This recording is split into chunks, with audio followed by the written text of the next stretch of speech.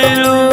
बोला ए जान कमी हमारा में कौन पैलू। छोड़ी के हमके तू तो दोसरा के संग गइलू। बोला ए जान कमी हमारा में कौन पैलू। काहे कइलू तू हमसे बेवफाई नु हो।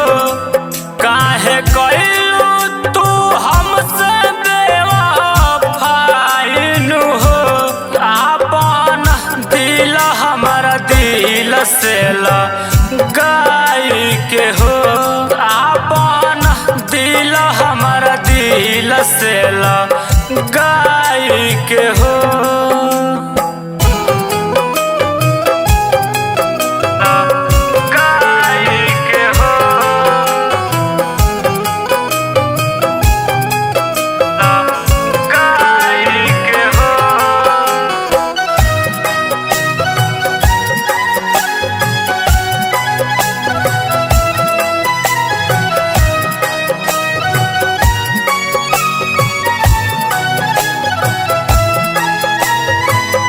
बचपन के प्यार यार हमसे भूलैलू।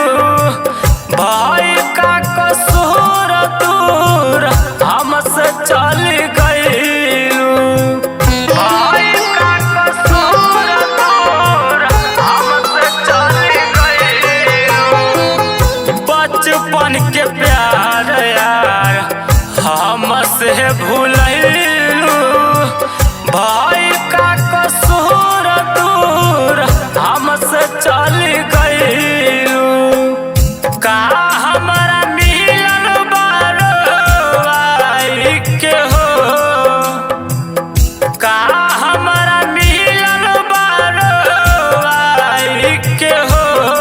अपन दिल हमारा दिल से लगाई के हो। अपन दिल हमारा दिल से लगाई के हो।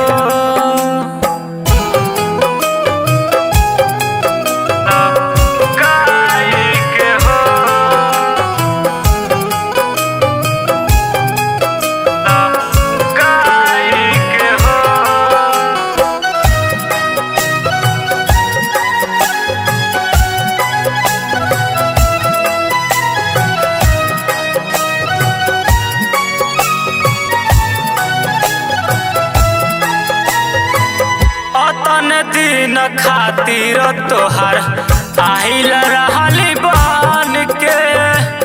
दिल हमार तोड़ दिहलू शीशा समझ के।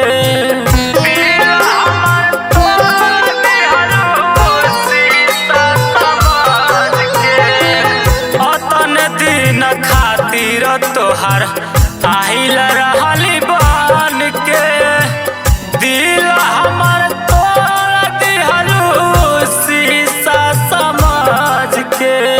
प्यार करके गुड्डू तोहसे पछताई हो। प्यार करके रामनिवास तोहसे पछताई। अपन दिल हमारा दिल से लगाई के हो। अपन दिल हमारा दिल से लगाई के हो।